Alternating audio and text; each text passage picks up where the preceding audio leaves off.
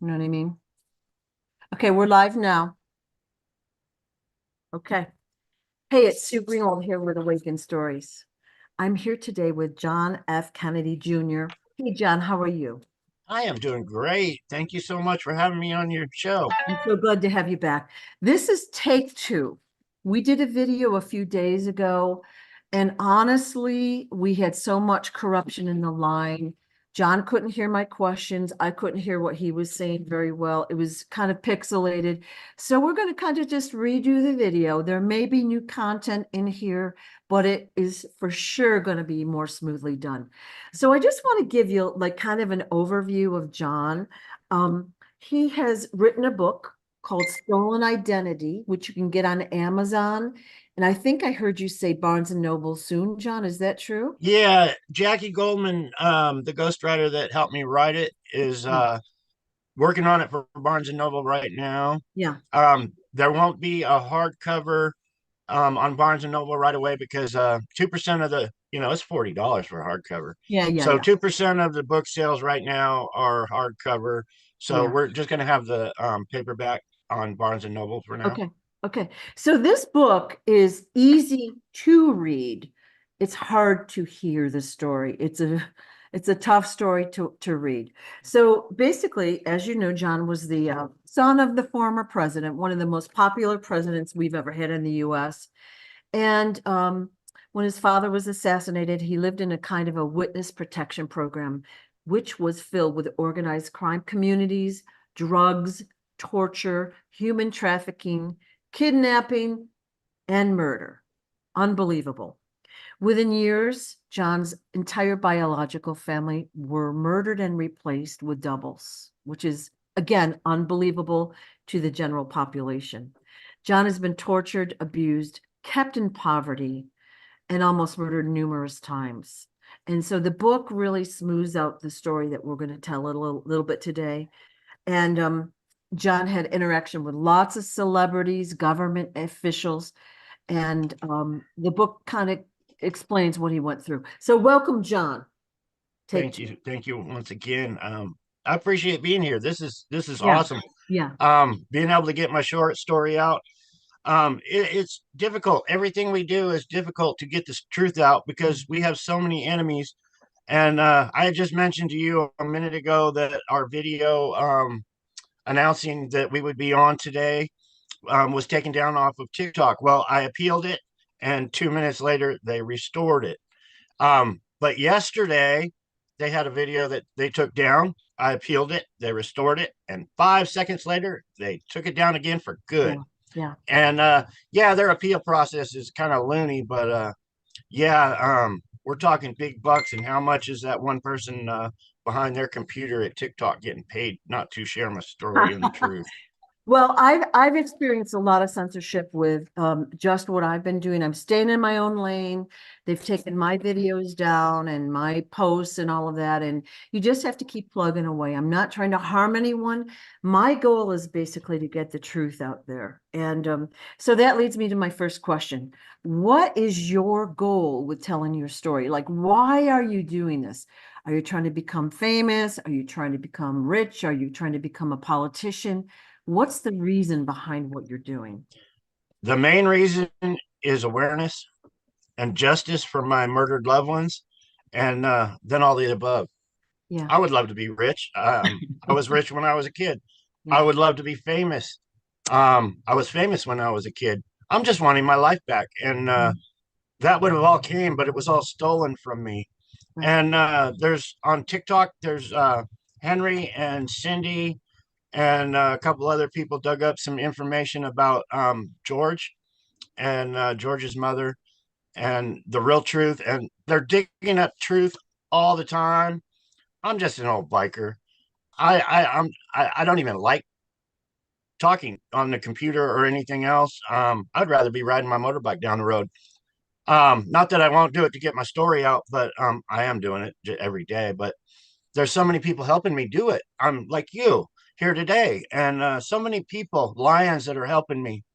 And I got a story to tell you. If you don't mind, it won't take Of very course. long. Of course. Um, in 2013, well, 2008. I believed I was poisoned. I was a truck driver. I had acid reflux so bad. I was drinking bottles of Malox and bottles of antacid. It was burning my throat. Well, they fought, so I lived with that. And in 2013, they finally broke down to give me surgery. So in 2013, I went in. It was a lot of weird stuff beyond my control, but I went in and had surgery for a hiatal hernia in 2013. They literally killed me on the operating table. It was supposed to be an in and out surgery. They said it'd be an hour in the operating room, and then I'd come out and I would go home. Well, 10 days later, I had holes in my lungs. I had staples covered my stomach. I believe they messed up my heart. I had burn marks from the defibrillators that they used to restart my heart. My back felt like it was shattered. I think I went into convulsions on their operating table or something. But anyway, I couldn't walk. They had to drag me around the hospital for 10 days. Um, the doctor said he wanted to keep me there. I felt they were going to kill me in that hospital. Actually, after the operation, I woke up screaming in pain, and I wasn't in intensive care. I was actually on the second floor, and there was no one there. It's like they were hiding me out. They wouldn't give me pain pills. And at that time, I was already addicted to morphine for my pain.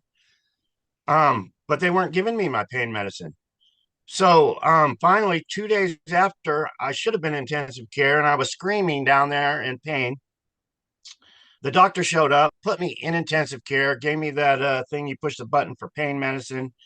And I sat there for another 7 days. But the doctor came in. I said, I'm leaving.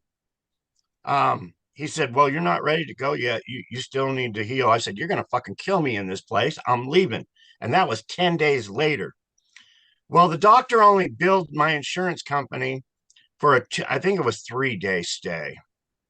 They ate the cost of the other 7 days because they didn't want a lawsuit. They wanted to cover up what they did to me because they really botched it bad. It was that laparoscopic surgery.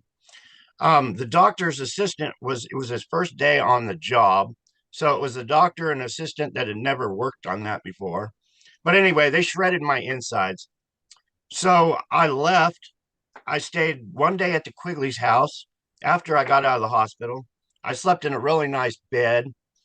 And Max Quigley came in that morning and told me I had to leave. I was not welcome at their house anymore.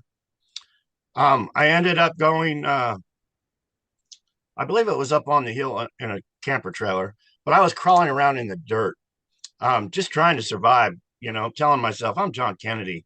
And this is beyond screwed up what I'm going through. So anyway, I filed for disability in 2013. So that's been over 10 years. And I was denied. I went in front of a judge. The judge was paid off. I swear to God, my lawyer was paid off. My lawyer, I had tears running down, but it's natural tears because my eye is messed up for some reason. But anyway, I cry a lot out of my eye. I have no control of it. But my lawyer was sitting there laughing at me, making fun of me. Why are you crying? It's only a courtroom. And I was like, I'm paying you to say this shit to me.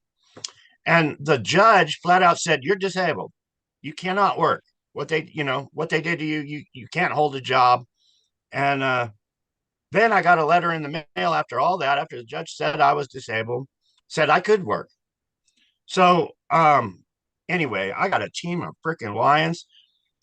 2 days ago, I got a phone call from the disability office, and I got a phone call from the head boss man in Needles, California. And he said, we approved you. And he said, but about your name change. And I went, about my name change from David Quigley to John Kennedy. So I sent a congressman a book. The, the team of lions I have on TikTok were notifying congressmen. So anyway, the congressman got a hold of this guy in Needles. I got my disability. Yesterday, I talked with him. I was approved. I will be getting a $900 whole check now every month. But the back pay is another thing. They're totally screwing me out of the back pay, but at least I'm going to be having a check every month, and I thank my team of lions for that. I really do, because without them, so things are moving forward.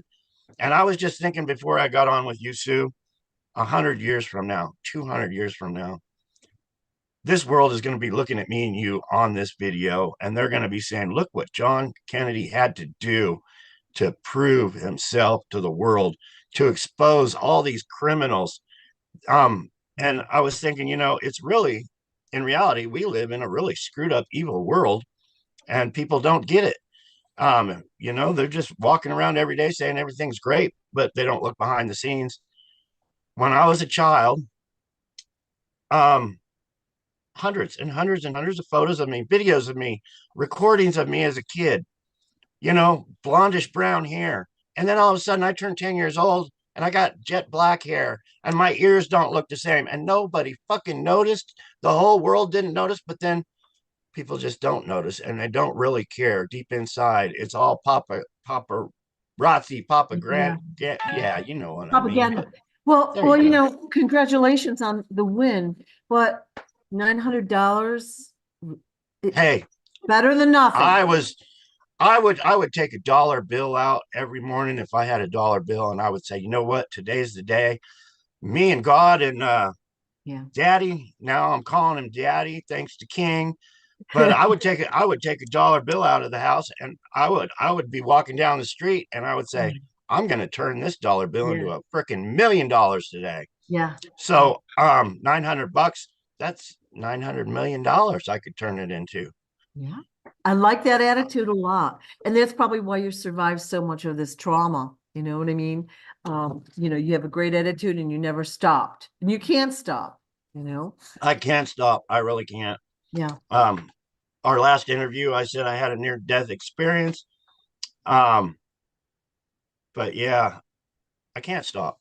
You can't Um, God ain't gonna let me stop, and I got to grab onto God's hand, and he's got to walk with me, because yeah, it's crazy, and the devil don't want me. The devil knows I'll take over. So Well, I think what we were talking about as we started this video is that you've been used as bait. Okay, you're the worm on the hook, dangling. I All the bad guys have been jumping and picking away at you, but guess what they're doing? They're revealing who they are and what their agenda has been. exactly 100%. Yeah, and that's Um, why they didn't want these videos up. That's why we're suppressed. And I'm not as far out there as you, but I've had a lot of videos taken down as well as you, but other attacks, name calling, all sorts of things. So that's why I'm asking people, first of all, read the book if you can, but have an open mind. Look around at our society. What's happening now? Does that seem right? a lot of people are so asleep, and they'll just see part of it. Oh well, he doesn't look like John Kennedy, and they'll just dismiss it and leave a Rivka. Well, hello, get a little more in depth in your thought process, Right. because I was kidnapped and replaced at 10. Go look at some childhood photos, and women are great at it. They can look at a childhood photo and then look at me, and they're like, yeah. But a lot of people won't bother. Yeah. Yeah. Yeah, so let's not kind of go over. I know we did try to do the story before. We were disrupted a lot. Let's kind of go over the story if we can again and fill in some of the gaps for people. We've been getting a lot of questions. People need to understand. And what I'd like to do is set a foundation for your story, and then we can go deeper each time that we talk if you like. But Yeah, that's cool. you Um, were born when your dad was already president, maybe 3 months in, and he isn't was, that cool? That's cool. and so you had a lot of people, Secret Service guys and nannies and blah blah blah blah, taking care Oh, of you throughout that time. It wasn't a normal home. It wasn't a normal household. You weren't like with your mom and dad exclusively like most babies are, in a right. middle income type of home, right? Right. I Yeah. was never, I mean, it was a new day to spend time with my mom and dad. And usually it was for publicity or something. And the nannies and It was school teacher after school teacher and nanny after nanny. And one thing, the bad things is what screws me up is in my memory and everything as a child, because the bad things always stick out in my memory, not the good things. Oh, once in a while the good things. But one thing I remember is um, one of the maids was actually whisked away because she was trying to poison me as a child. Oh, She was the one in charge of making my breakfast, and I remember as a child they grabbed her and whisked her away. As far as the worm on the hook, I was going to say earlier also, um, Wayne would, when you're in my position and people want you dead, it's extremely difficult because you just can't kill someone or take someone's life or throw them in prison or whatever you have to do because you think they want you dead. You actually have to wait for them to kill you. You physically harm you, and it's extremely hard. I know Wayne went out of his way to figure out how we could catch the people before they actually, were pulling the trigger. And I was the bait, and it's extremely hard. And one little thing, we're being a worm on a hook, and I always joke with Wayne about that because I was sitting in the back seat of a car, and Wayne was in the front seat with another fellow, but Wayne had the barrel of his revolver stuck between the headrest. And the minute that man went for his gun and started to point it at me, Wayne took him out right there in the back window of the car and everything. I had blood on the side of my face, but that's the extreme of being a worm on a hook right there.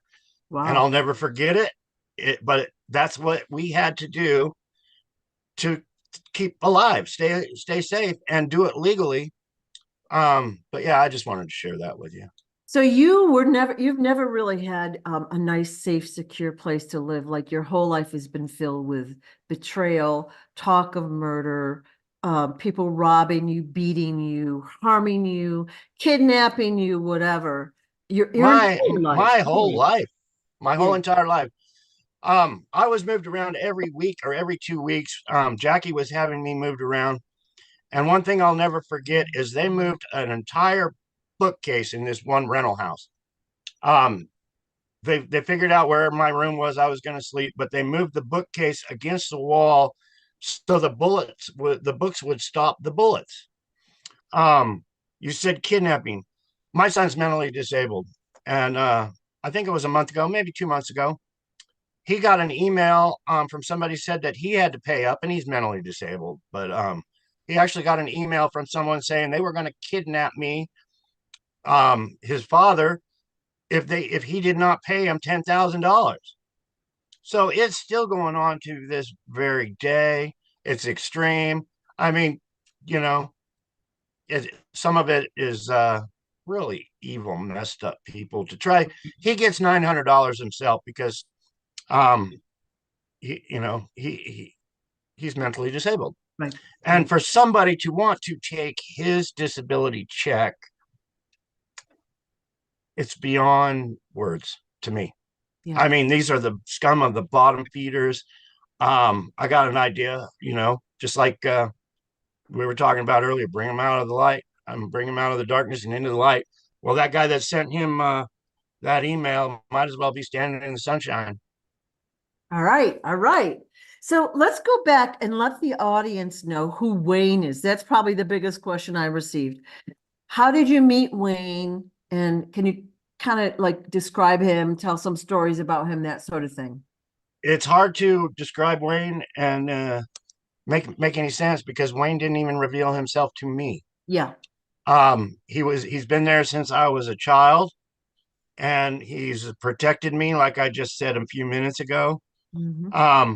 But could I tell you where Wayne lives? No, because he wanted it that way. Yeah. Could I tell you what Wayne's real name is? I just know what, Wayne said, if you ever come out, you're going to call me Wayne. I was like, okay. So I'm hoping that he's still alive and he's still looking over my shoulder with his 44, sticking between the cushions of the headrest to protect me. Right. Um, was a lot of it good? No. Did Wayne have me tortured? Yes. But it was a good torture because I understand why he did it. Yeah. Um, he would ask the members of the family, well, how do we do this? It's kind of like I grew up with Wayne. but he would go to the heads of the families and ask them for advice. Um, and he was told one time, torture will make you forget. Well, see, if Wayne was a double agent and Wayne was working to find out, information about the cabal, and you got to be playing two sides. And if Wayne went to the cabal and said, "Yeah, um, John Kennedy's dead now," just to keep me alive, well, if they found out I was alive, they would have killed Wayne. So it's a lot of two-sided streets. It's a lot of spy versus spy. And for instance,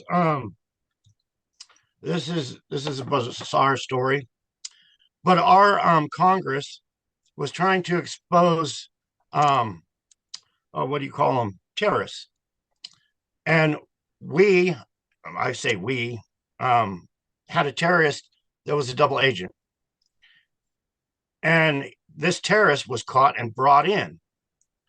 Well, Wayne grabbed him and had him stuck on a hook. Wayne knew he was one of our good guys, but he still tortured the good guy and put him on a hook with his feet off the ground for torture to get information from this guy. But Wayne knew he was a good guy. So he was doing it to save the guy's life, in other words. They didn't want to say, oh, and pat him on the back when he came in as a terrorist. So Wayne stuck him on a hook. He's hanging up on a hook.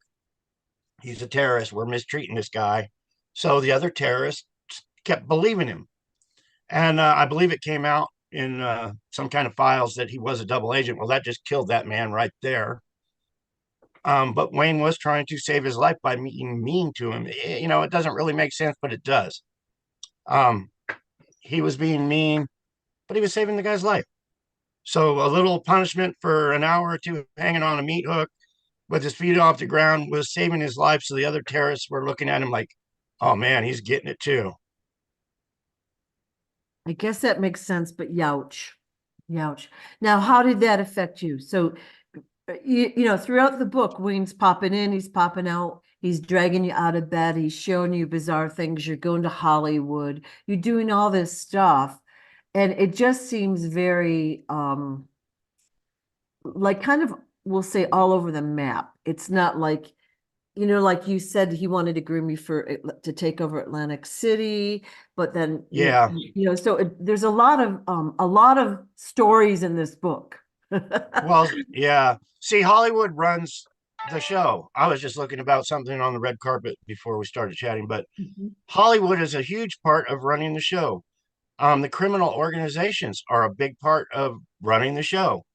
And I thought when he was taking me around meeting all these people, and Wayne, I can't believe Wayne knew that many people, but he was taking me around to meet all these people. I thought he was making me, call it a mop boss, call it whatever, but I thought he was grooming me to be a mafia don, maybe. I don't know what you want to call it, but I felt I was being groomed for all that. I can't explain it, but that's what I always thought my whole life. I thought I'm going to be the boss someday.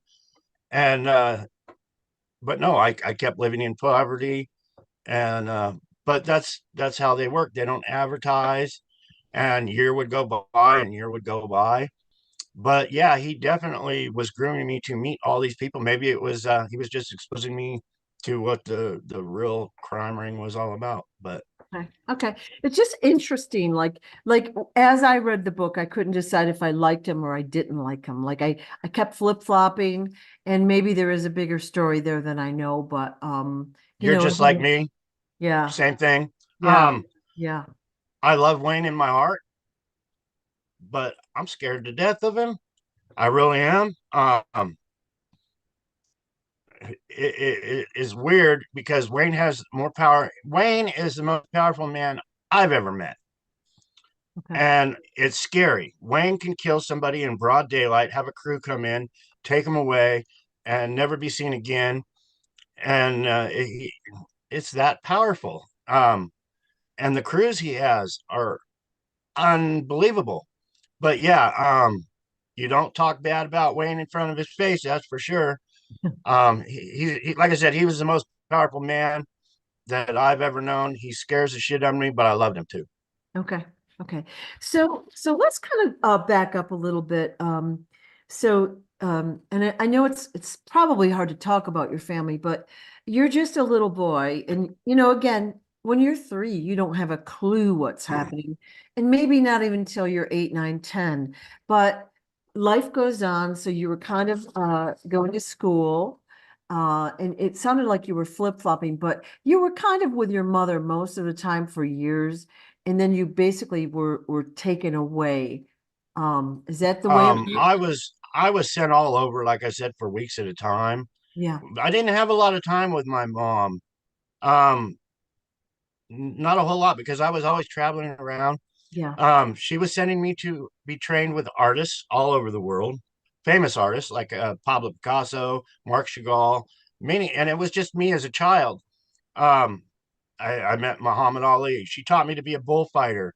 Um, she wanted me, she did. And as a little kid, I had to go throw the thing at the bull, the little arrow thing and make it stick in the bull.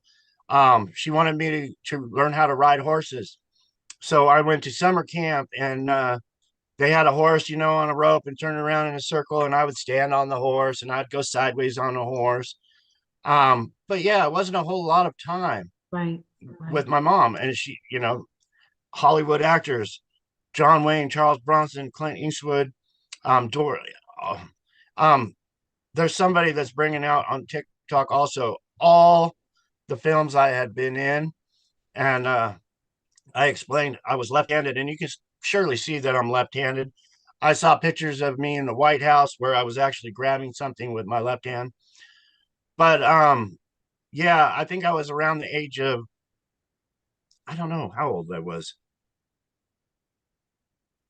okay, but yeah, they were actually slapping my left hand when I would reach out for something to hand somebody something with my left. They would hit it, and they would say, "Yeah, use your other hand." yeah. So they wanted to change your identity. They actually gave you a different name. They they were all going all the way out to putting lemon juice in my hair to make it sun bleach blonde. They would Wow, actually, um, it was the quick Dorothy Quigley and her mother, and I don't remember when her mother passed away, but yeah, they would take me out and put lemon juice all over and have me stand out in the sun for an hour just to lighten it. right. So basically, Wayne put you with this family in California, the Quigley family, and they were your adopted parents. You were to call Dorothy your mother. And right from the get-go, it sounds like you had a tough time there. And Yeah, somebody had just asked me a question an hour ago on TikTok. They said, "Well, you would have been 15 in Clovis, California." I think I was 14 when we moved from Clovis. But here's a scenario on what we did. Um, the Quigleys lived in Santa Barbara. Actually, it was Goleta, California. I went down. I think I was around 5 years old when I met them for the first time, and they said, "Call me mom and dad." I think I was about 5. That was Goleta, California. Then the Quigleys moved to Fresno, California, and actually we were homeless.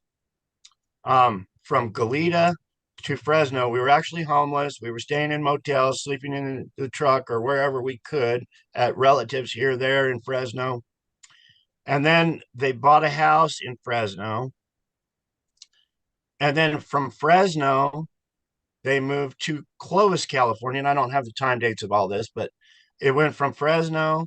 I was going to a grammar school in Fresno, California. We moved to Clovis, California. I went to grammar school in Clovis, California. And then from Clovis, I think I was 14, we moved to Coarse Gold, California, a private community called Yosemite Lakes Park.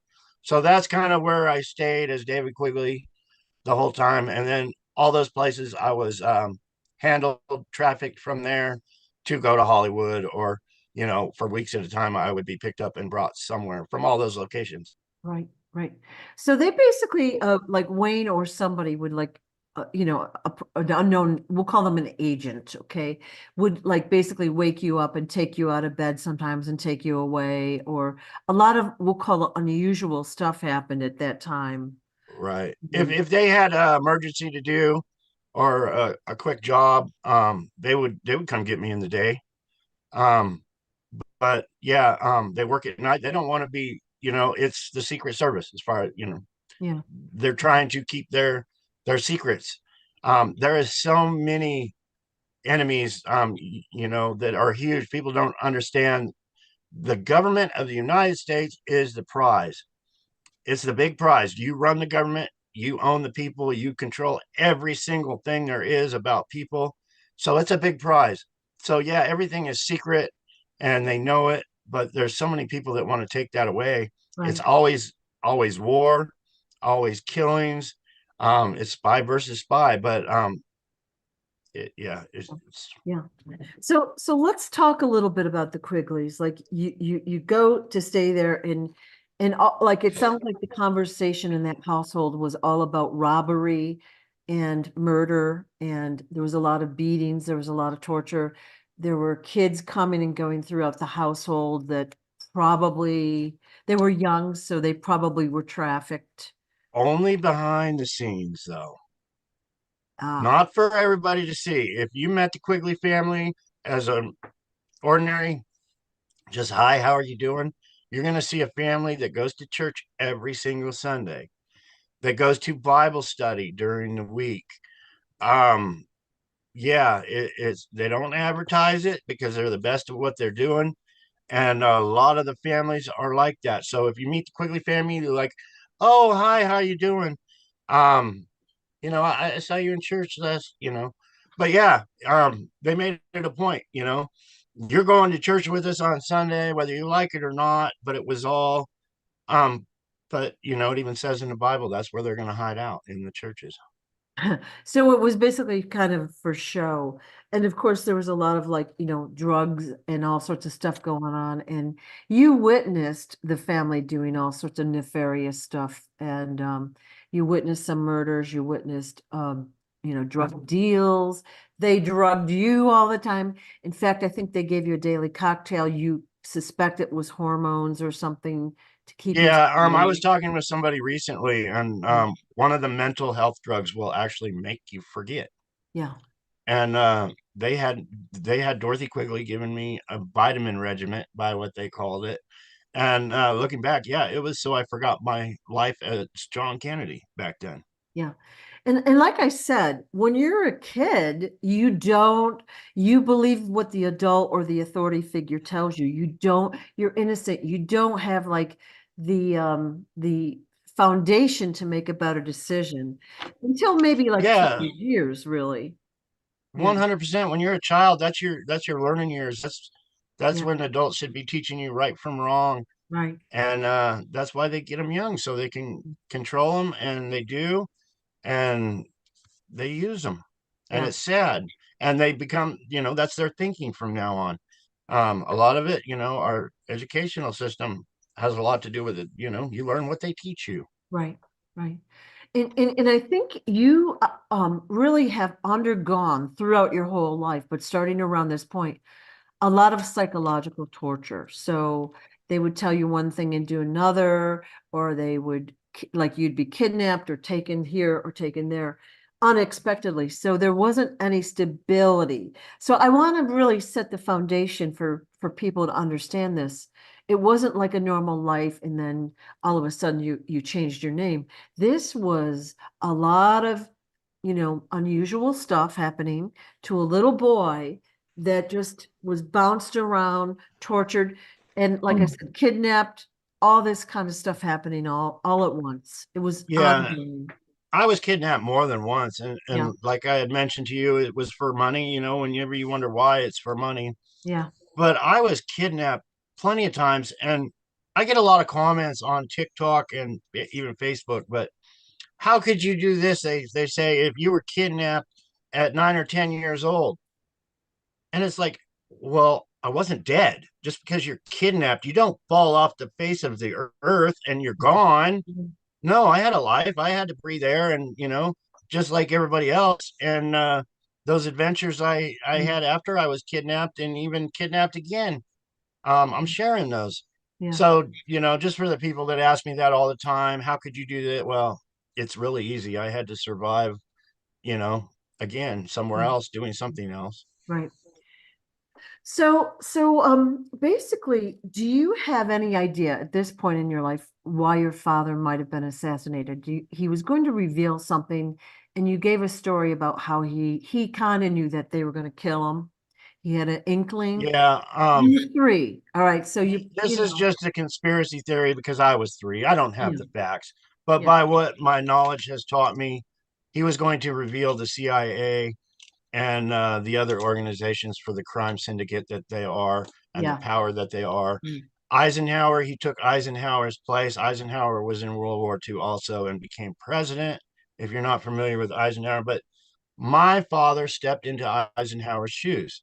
So I remember as a child meeting Eisenhower, and so Eisenhower had his power. He had the CIA control of all the organized crime's huge, but when you're president of the United States, you have all the connections.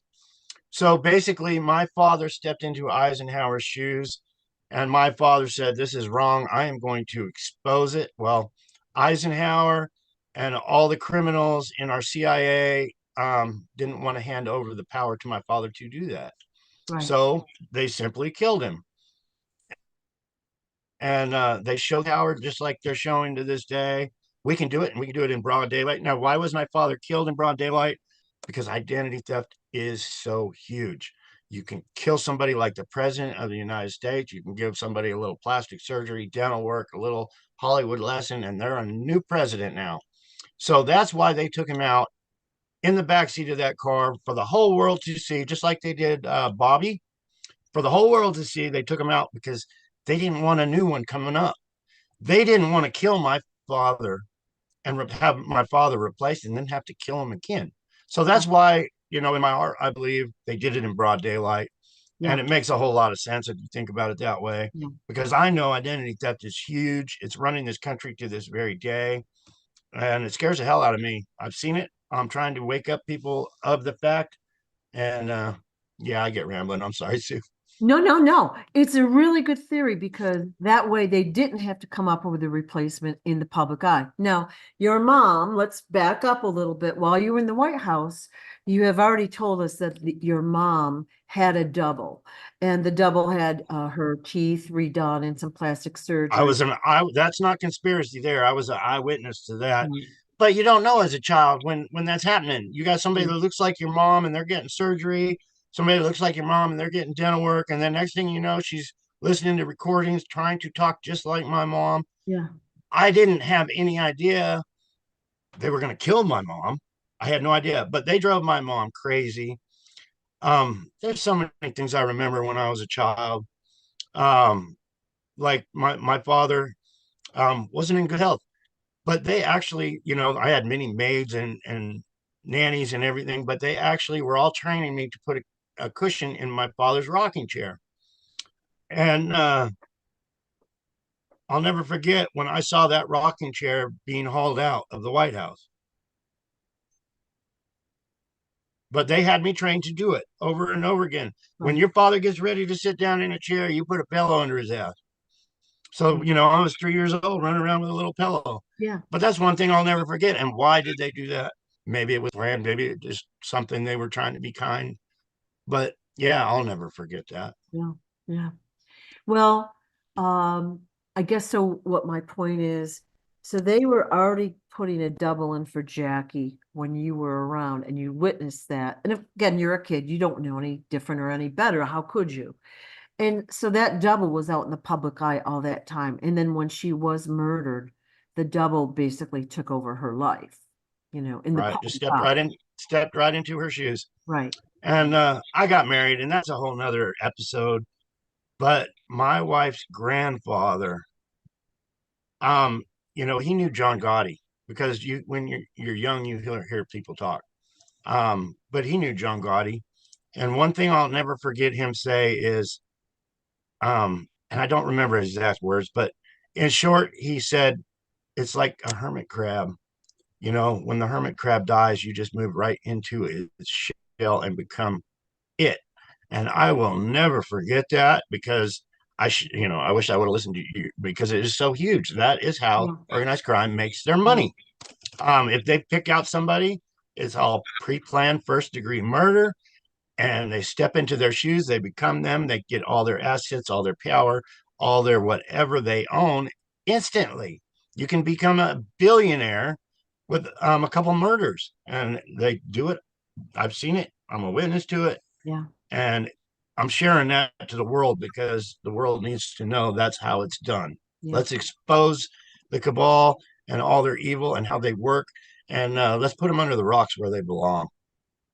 One of the things that shocked me throughout the book is how even the children, like the doubles, like so again, you suspect your sister was also murdered and replaced, let's say age 10, 12 or so, but she had doubles and all that. But all of these doubles talked about murder all the time. Like these are kids. Boom. Yeah, well, when they're child trafficked and they're young, it's a norm. Yeah. It becomes natural. When people don't understand, it's huge. Yeah. If they are taking over a family, they have no problem strapping people to a chair in a room in the middle of the night and having these kids kill them, and that's how they are taught.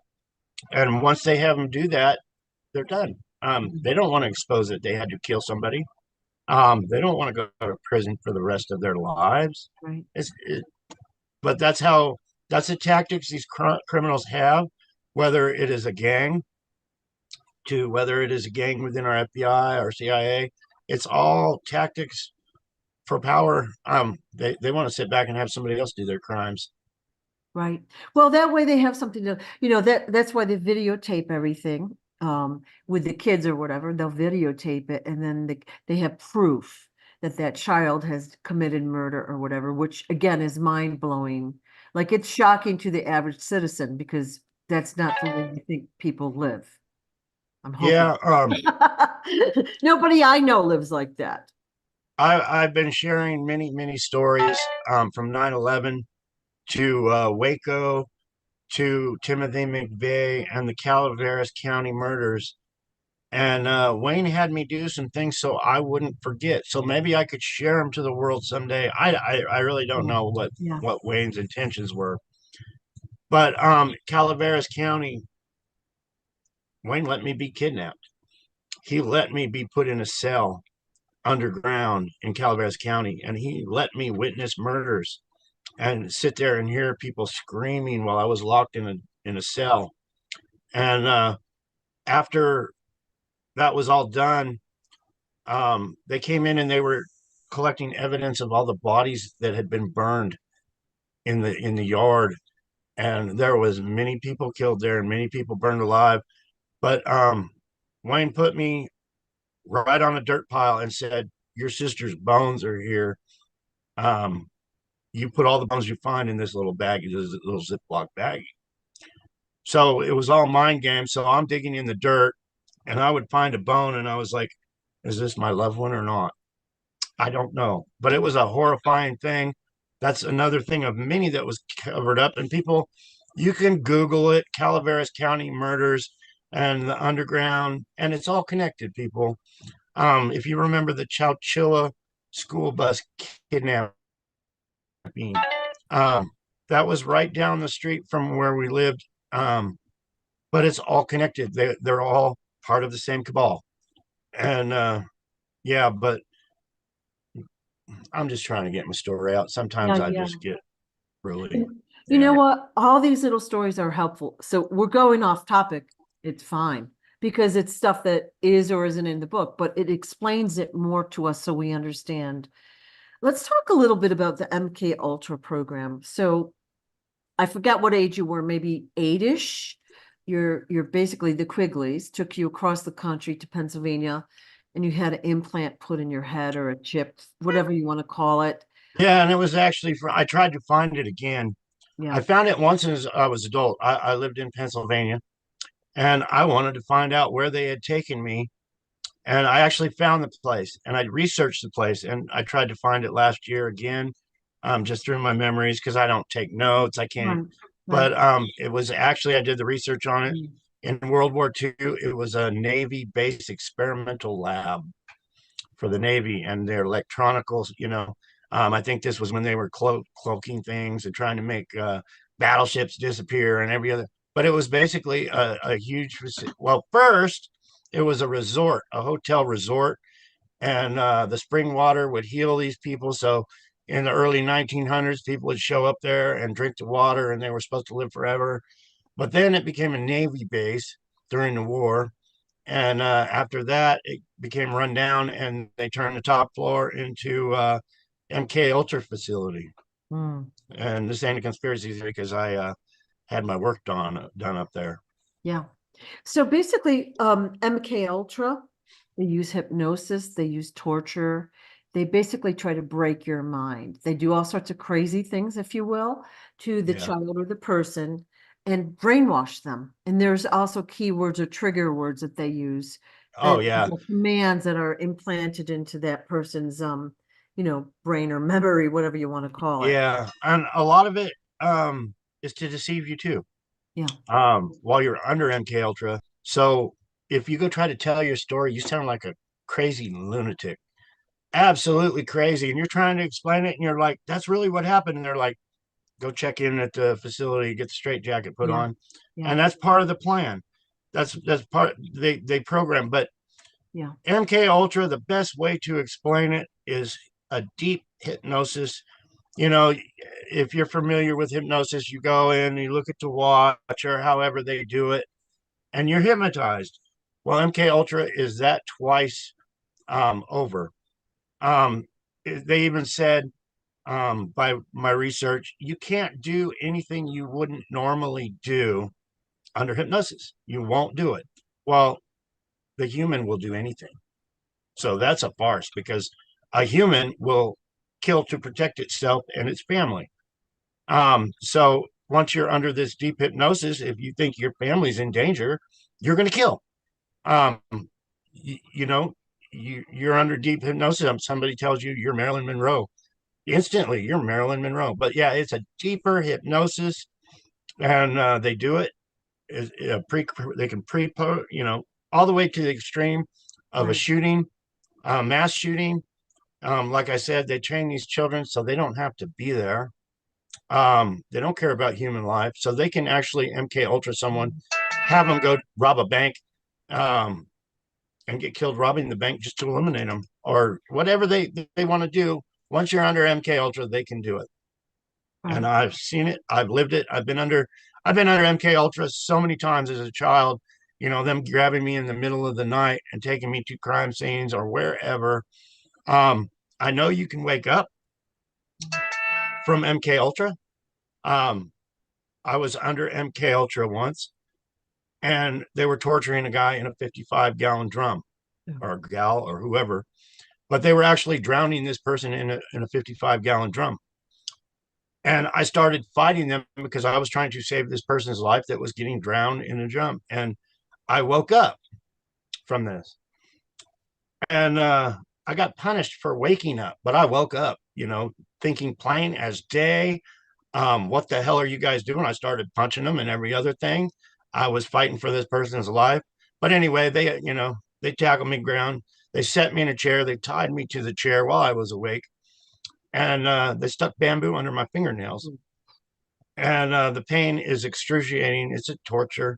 But yeah, you get bamboo shoved under your fingernails. But anyway, yeah, I passed back out from the torture.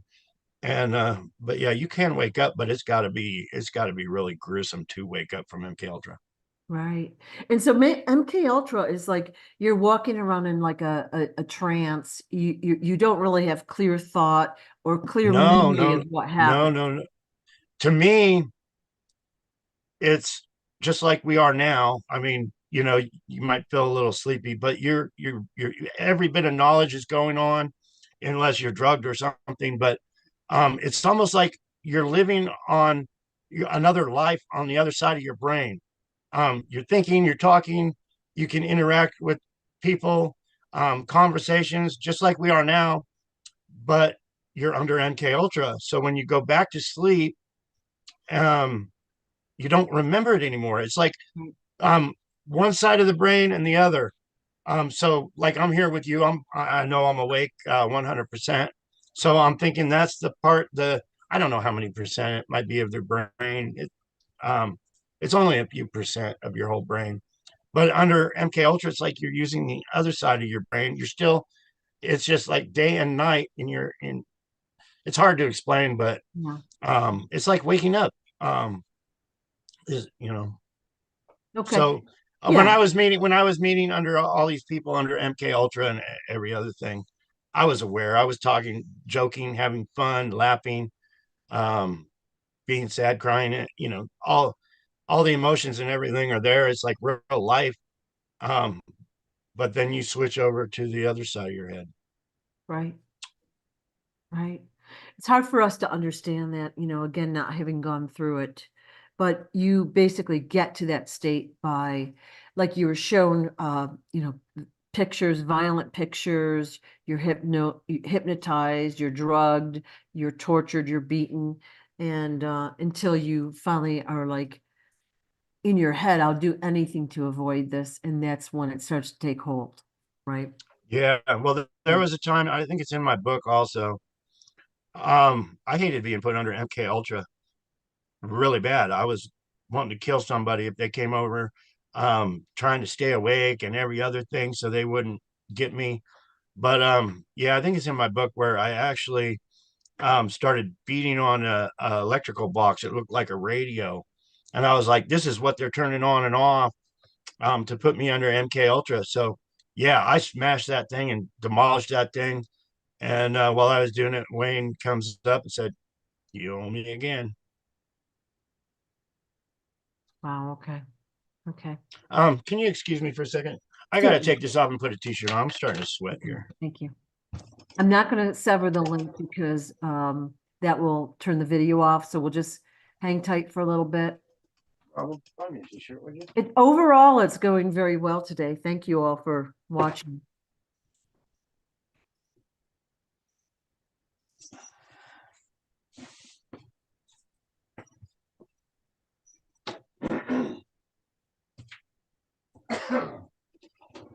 Yeah, we gotta get a new shirt for there.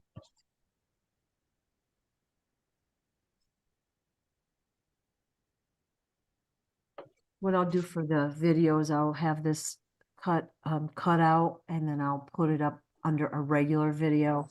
So those that watch in the future won't have to wait during this gap. So again, sorry, you guys. But hopefully we're getting a better feel for the childhood that John endured and how disruptive it was and how he couldn't trust anyone. He was betrayed all the time. You can understand how that would mess with your mind.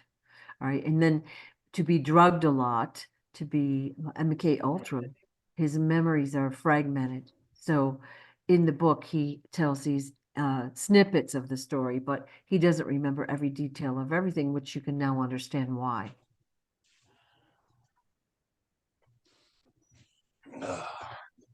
I am back. All Sorry for right, that, all right. but I was sitting here sweating. Yeah, And big shout out to King Smarty. yeah, yeah, This is one of his shirts.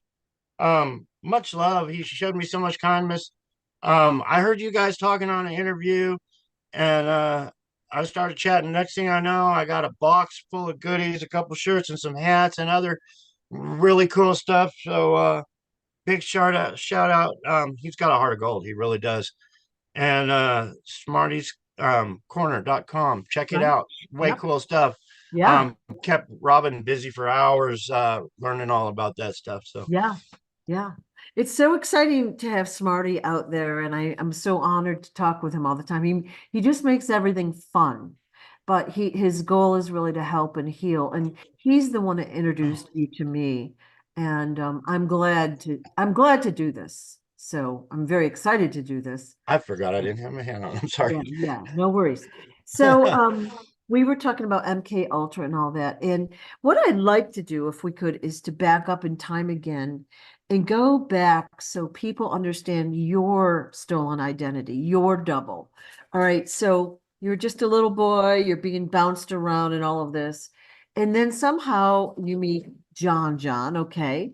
And he kind of eventually, I always call it cowbirding you out. He pushes you out of your nest, okay? So Exactly. can you kind of like give an overview of the earlier years when you guys were kids and how that went? Yeah, well, he switched me out when I'm, I'm just gonna say 10. Okay. Um, I said 9 at first, and I got to thinking maybe it was 10, but around 10 years old, he showed up at my school. Um, Everything I did, I was taken somewhere by others, but it was around 10. I was being tortured, abused. If somebody told me to do something, I was doing it because I didn't want to get beat. Every other thing. But they said told me to call him John. I was right there. Me and him were there, and they told me he was my brother, and I didn't believe it. Um, and I didn't believe it my whole life. And then, you think about something because I didn't want to think about anything anyway. But then you get to thinking, it's like he was my brother, but he was my stepfather's son through marriage. So, I mean, that was complicated. But yeah, he showed up at my school. We hung out. Um, he slugged me in the face for calling him John. We were on the island, and I remember Aristotle Onassis had him by the ear once, disciplined him for something. But at that time, they told me he was my brother. Okay. So I went with that scenario. Um, Yeah. I met with him a few other times. Um, it got to the point later in life he didn't want me to share that I wanted to come out. I would see him and it's like, hey, I'm gonna tell everybody I'm you and you're me. And it got to the point where he wanted to take my life And how old was he there? on the island. Yeah. We were the same. We were the exact same age. Okay. A couple months apart. So yeah, in the 60s, Maria Callas had a child, and I was born, and it was an easy switch for him. But yeah, they had us grow our hair long in the 70s to cover the ears so people wouldn't notice. Um, he went with their program, but he was laundering money to the mafia, to organized crime, just like Caroline Kennedy is doing to this day, um, under control of the mafia. So he went with, I can't blame him from when we were kids. I thought him as my brother. Family's everything you're taught. But as we grew older, he started hating me more because he was living the good life. He had it made in the shade. Um, if but he had it switched because he was the son of Aristotle Onassis. So the mafia was screwing him around also because he had billions. If they would have brought him out and said this is Aristotle's son, he would have been made anyway. Um, but what I have against him is the fact that he wanted to take my life to cover me up to this very day. And I'm sharing it, John. Rest your ass in hell. I'm sharing it. So basically what happened is around the time of age 10, you're in school doing your thing, and then they introduced this kid, John is what they were calling him, as your brother, and you're like, that's not my brother, but you go with it, right? And then you see him around, and eventually you were taken out of that school, and he basically just became John, and your name Well, was everybody's still calling him John, but yeah, yeah. yeah. But yeah, I still saw him after that, a few times. Um, I don't know. I was told I would be killed. Yeah. So, um, I was an emotional wreck. I had government agents saying you can't ever tell your story or they'll kill you. And I look back at it now, and the only thing they were doing was saying that so they could steal money, billions of dollars from me. Right, And right. they did. They're doing it to this very day. And Wayne showed me, took me places and showed me that they're still doing it to this day. And these people are, they're becoming presidents of the United States and things like that. I know toward the end of the book, you said that Wayne and you went to the White House and there was boxes full of checks made out to David Quigley, which you'd never received. So, like, why was it? Actually, it was a shoebox. It wasn't like boxes, but Oh, I thought there was. it was a shoebox, and it was all issued government checks. Okay. But they were all in this box for some reason, and Yeah. I don't know why he showed me that, but that was when Bill and Hillary were in office. Okay. So you were But probably like the maybe. Clinton Foundation, and all that, and Clinton's ties to Walmart, it's all huge organized crime, Okay. and I'm trying to expose it all to the world. Okay. Um, yeah, every time somebody goes to Walmart, they're helping support the crime families. You want to explain that a little bit? Sam Walton, the same situation with Sam Walton and his family. See, the families gave Sam Walton money. Sam Walton was just a truck driver, just a regular Joe like me or any other truck driver. But the family gave him enough money to start Sam's Club. He had an idea that you walk in and everything's on a pallet. Easy peasy, go in there, fill your cart, make things cheap because you don't have to put it on the shelf and everything. But yeah, he came up with Sam's Club. Well, that started taking off, and they came up with Walmart, and crime family wanted a Walmart in every town. Well, Hillary Clinton was on the board of Walmart, one of the founders of Walmart, and they basically, by what I remember, they killed Sam Walton's son. They probably killed Sam Walton, but anyway, that was the start of Walmart, and now there's one in every single city, and it was built on murder and theft. Right.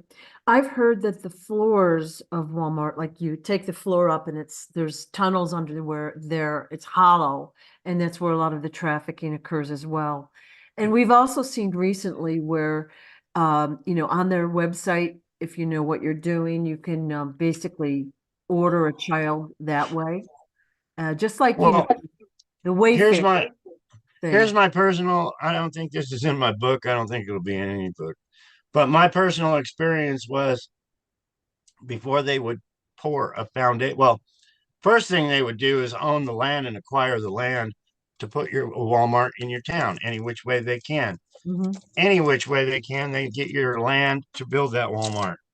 But when they're getting ready to pour the foundation of the store, I've dug plenty of holes.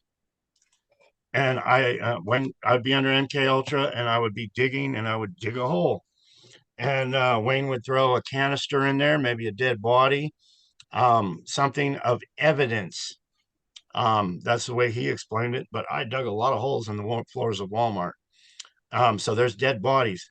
And one true story, I had dug a hole in a Walmart, and they put their whatever they put in that hole, they came in and poured the cement. Well, Barack Obama stood on that very spot where that dead body was and addressed the whole country from a Walmart right on top of the body. And how do I know this? Because Wayne told me to go whisper in his ear that he is standing on a dead body while he is giving his speech. Truth. Wow.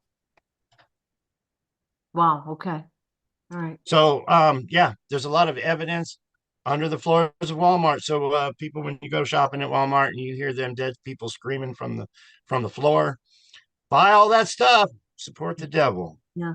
Unfortunately, the problem is no one has any money anymore, of course. And Walmart's kind of got the cheapest everything, food included. So everyone goes to Walmart. And Yeah, I it, even go there. yeah, Um, and of I, I course the tried, I cable tried, I tried to time. switch. I had my pharmacy at Walmart, and I was like, I can't support this place every other day. Mm. So I did switch, but I don't like to go there. Yeah. Um, Yeah. but yeah, I lost my train of thought with Yeah. Walmart and So all this. we're going to go back in time again. And I let's, just lit the wrong end of a cigarette. Man, I hate doing that. let's, Trying to pay attention to you and talk. I think all these stories and everything, and I'm trying to. Yeah. yeah. All right, so we're going to go back to John again. So age 10, he appears at the school. You're kind of like, little boys. You're both probably undergoing like training. Like he basically takes over your life or what your life might have been. Although he becomes a lawyer. He's of course good looking. He's on the cover of every magazine. He's living the good life, right?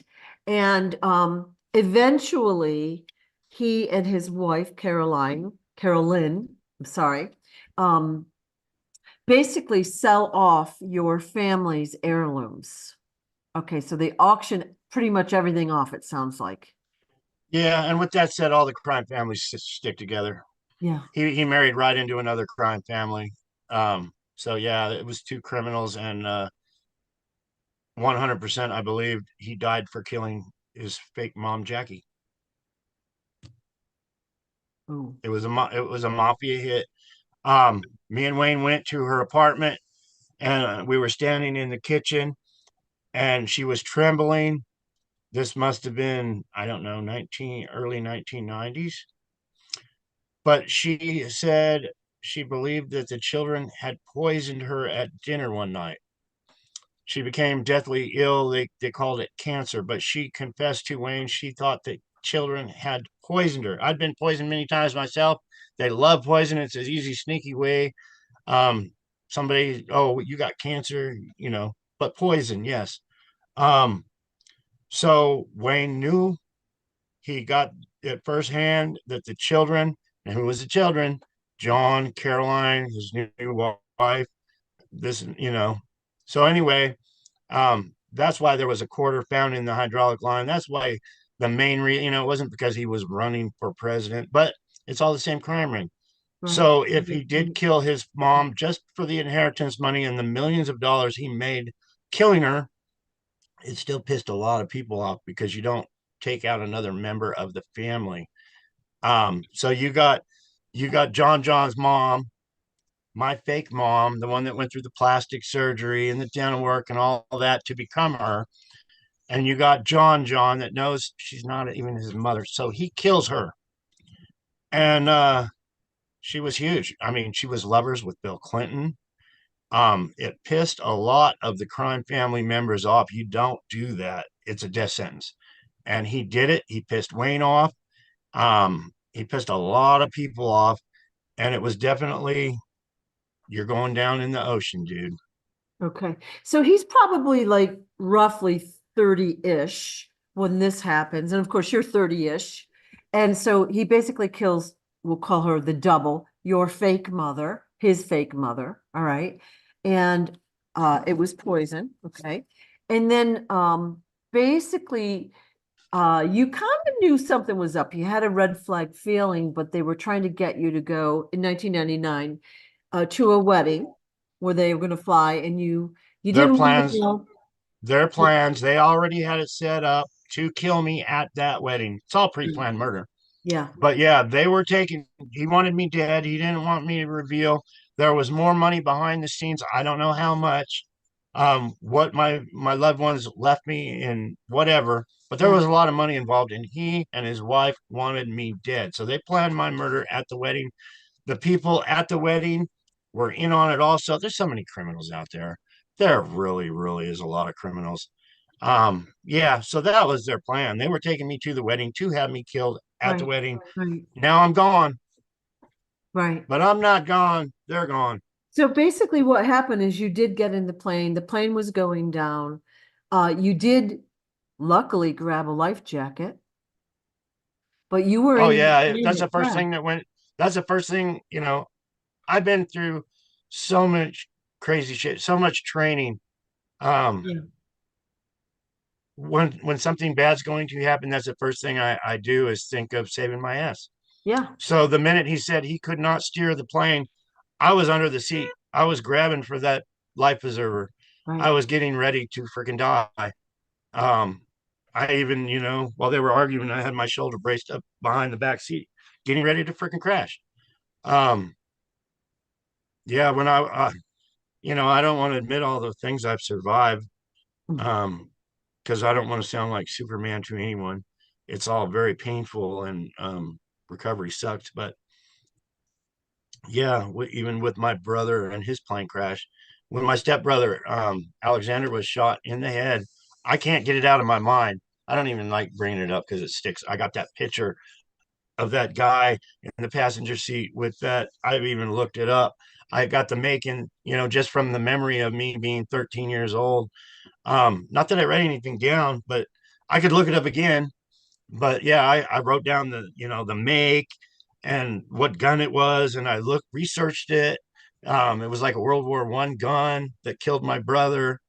Um, but it's still fresh in my mind like it was yesterday. And that was 60, no, 50 years ago. It's funny how that stuff stay. But yeah, we were getting ready to crash. The plane was going down, and I know I put my fingers through the upholstery in the seats. I ended up breaking my arm. I found a picture of me actually in a cast on Aristotle's Island, where I have a cast in my arm. Somebody was a paparazzi was taking pictures of me talking to my sister. She was in mourning. My sister Christina was on the island, and she wouldn't speak. Maybe it was a fake. Maybe they had already replaced her. But she was sitting on the table and she wouldn't talk because her brother just died. And I was like, "Come on, sister, um, don't just sit here and mourn for days and days. Let's talk, and let's go swimming or something." But yeah, I clawed the seats. I was getting ready to die. I was I in it. I didn't even have to think about it, but the plane was going down, and automatically I was thinking, if I can get up when we hit, I won't absorb the impact. So I'm trying to fly while the plane's crashing, and maybe that helped save my life. I don't know, but it's almost like animal instincts. I'm gonna live no matter what. Well, it sounds like, throughout the book, okay, you've been, beaten, like like they've tried to kill you. I was going to actually go through and start counting the times you mentioned. So many times. So many times. Again, not a normal life, I think, but you've survived each time. And I mean, it's not been easy, but each time you get a little smarter, your intuition is increased, like you knew something was going on that time, so you can prepare. But they weren't expecting to be sabotaged in that plane. Yeah, there was so many attempts on my life, and I call it God. I really do. That gives me the instincts of survival. One time I had a little camper trailer, just a little camper trailer on the Quigley's property. And there was some brush off on the corner. There was some barbed wire fences to keep the horses in and whatever. But something told me, just get a little tent and go hide in the bushes. So I went there and I had my pump shotgun, and I'm sleeping in the bushes, night after night. And one night I heard some voices whispering, and these two guys were coming through the barbed wire fence. And I'm like, okay, it's 2 o'clock in the morning, and these guys are coming on the property through a barbed wire fence. And Yeah. then I seen they had weapons, and they were actually sneaking over to where my trailer was. So I cocked the shotgun so they could hear it, and I pointed it right at them, and I said something like, "Is today a good day for you guys to die?" And they immediately turned around and went back through the fence. So, was it an actual attempt on my life? Were they coming to steal something out of the yard or whatever? I don't know. Um, Mm. but there, to me, it was a definite attempt on my life. They had weapons and they were on the property. So I don't think that was in my book, but that's just one Yeah. instance of many. Well, the fact that you knew enough you were smart enough to sleep in the bushes or whatever that night. But you said last time we talked, you would rent a hotel room or a motel room, but you would sleep in your truck or whatever because you had a feeling someone was going to come after you. And it pretty much always panned out, didn't Well, Wayne it? taught me that too. Yeah. Because organized crime runs the motels. Not all of them, probably. I wouldn't guess all of them, but they have their, you get a town, they have the motels, and they run them. But Wayne taught me one day, he was like, go check into the motel. You check into the motel, and he's like, but you're just checking in. You're not sleeping there. You're not there. And he said also, don't give him the key. Don't return the key. So you don't get your deposit or whatever back. But he's like, just go in, check in, grab the key, and sneak out quietly and don't ever return. So why I don't, but anyway, that kind of mentality to stay safe and stay alive, just to fool people on your location and where you're going to be, it's a big hindrance to people that want you killed and plan your Yeah. death. Yeah. Again, something probably the regular people don't do or know about, or wouldn't even think to do. They're not in your situation, but you just had the instinct to do that. And Yeah, it's like everybody wants you dead, and you got to stay alive and do whatever you can to mm, stay alive. yeah, And yeah, don't stay in one place too long. And if you are in one place, you better be trying to be that worm on that hook and catch some bad guys. yeah, yeah. So basically, they found out that John's the other John, the public John, who we think his real name was George, by the way, but his plane was sabotaged with a quarter in the steering thing I mechanism. believe it was a hydraulic one. I'm not Yeah, definite on that. yeah, Um, I'm just, the man came up and handed Wayne that quarter and said, this is what caused it was put in the steering mechanism. So I'm just guessing it was stuck in the hydraulic line. And when the pressure got enough, the quarter clogged the hole. And once it clogged the hole, the plane wouldn't steer which way you wanted it to go. But I'm just guessing. I'm pretty mechanically inclined when it comes to stuff like that. yeah, But there was a quarter placed somewhere in the steering mechanism, and it was a sign that to let everybody else know, and all John's soldiers, because John was building up to be the next John Gotti. He had soldiers, I'm sure. He was building up to have a crew and take over New York and the New York Mafia and every other thing. But it was a definite sign to these other people he was killed and he fucked up, and you better get the point that we right, took him out. right. But it sounds like they were really trying to take all of you included, out in that plane. Again, that's why it was like that, that they were going to kill you at the wedding or whatever, but they were trying to Yeah, everyone in that plane. that's hard to say because if they wanted me dead, they would have left me in the water. Yeah. Let's talk about I that. was in when they picked me up. I'm pretty sure it was a Coast Guard ship or a Navy ship or something of that effect. But when they picked me up, I was already in shock. Um, I don't remember much. I remember being in that water on those high waves um, for so long, thinking I was going to die, thinking a shark was going to get me. I went into shock. But if if they wanted me, it all depends who they, and because there's so many different organizations. But I would have been dead. So somebody wanted me alive, and my guess is it was Wayne and God, Daddy. Yeah. Yeah. So basically, Carolyn, John's wife, is the other John. I don't want to offend you by, the one posing as you took, you said in your book that you believe she was a man. Yeah. Yeah. Yeah. Um, the people in their organized crime, they teach them to be gay um at a young age. The sexual shit I had to do is unspeakable. Um, it's torture, but it happens. But yeah, the gay thing in Hollywood and Washington is huge. There's a lot of money in it. Um, but yeah, I believe he was gay. Um, Even this lady that I know, I'm not going to say any names, um, was like, wow, he's a handsome guy. but he's gay, like I don't have a chance. But yeah, Right.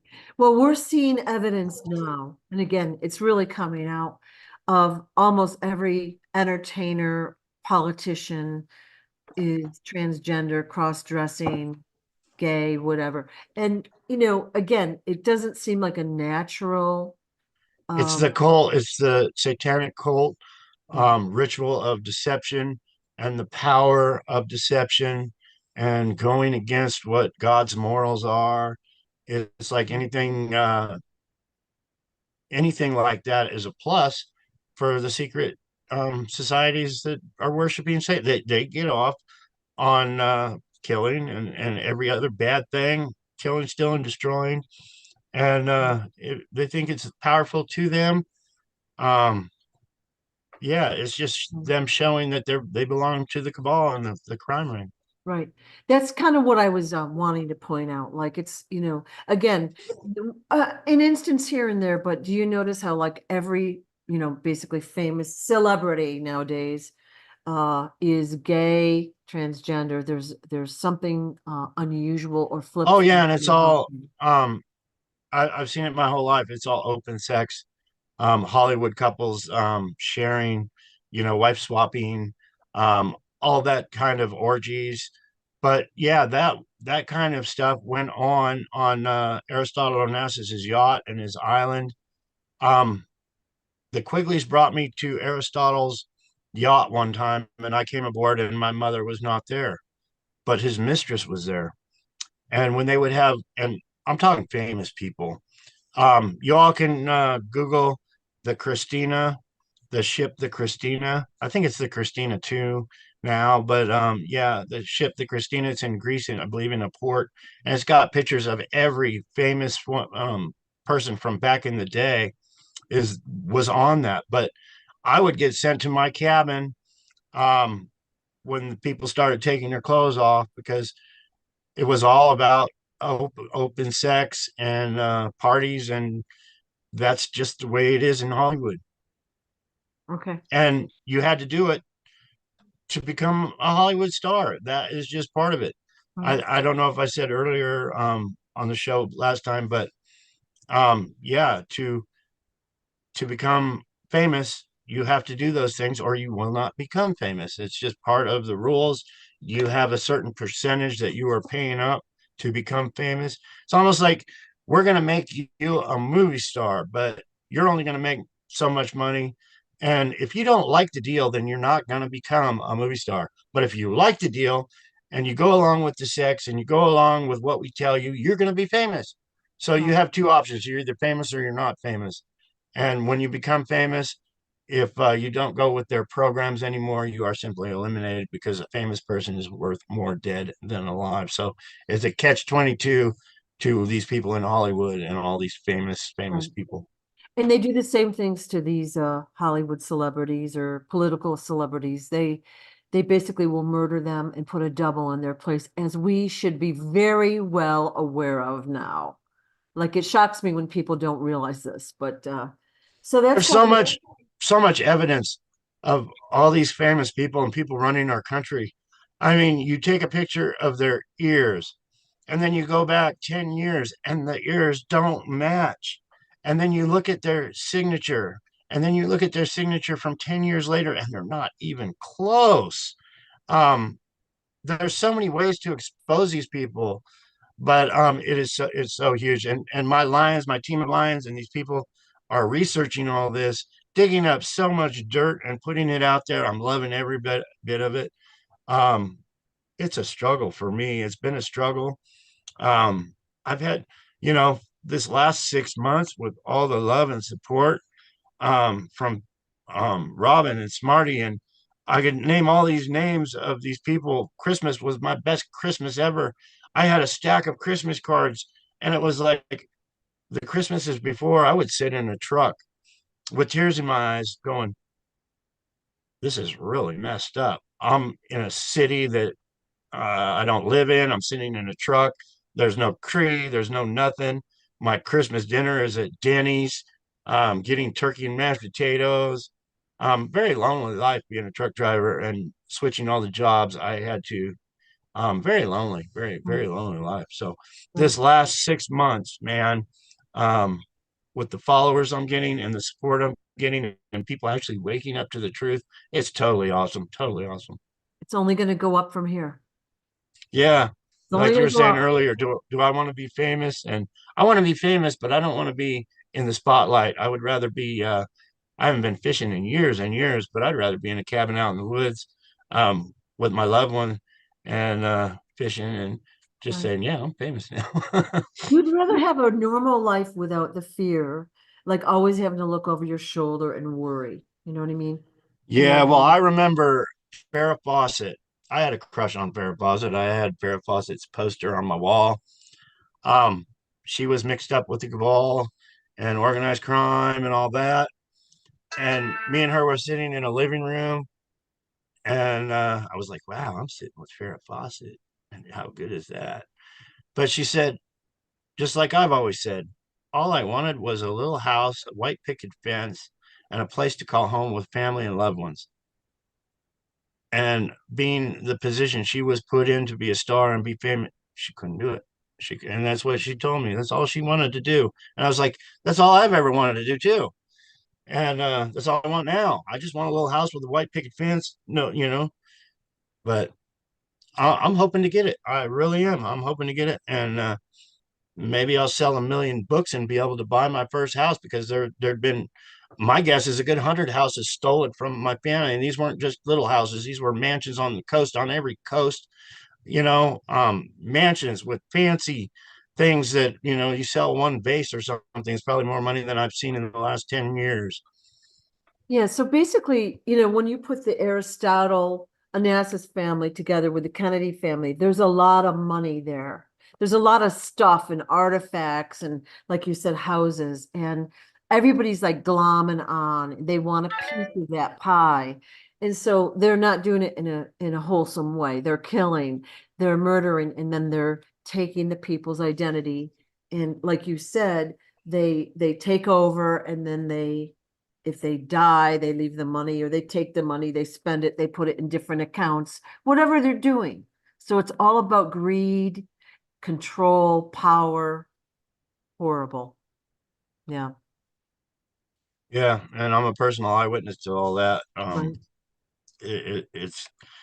It's crazy. When I was young and I was asked to do a murder, um, it was the time John Gotti did a lot of killing. He really did. They used him a lot, but yeah, I was asked to kill somebody, and I believe it was another family member that was there. And I said, you know what? I would rather be broke. I'd rather be homeless. I'd rather be barefooted walking through the woods before I would even want to take someone else's life. It's just possessions, Right.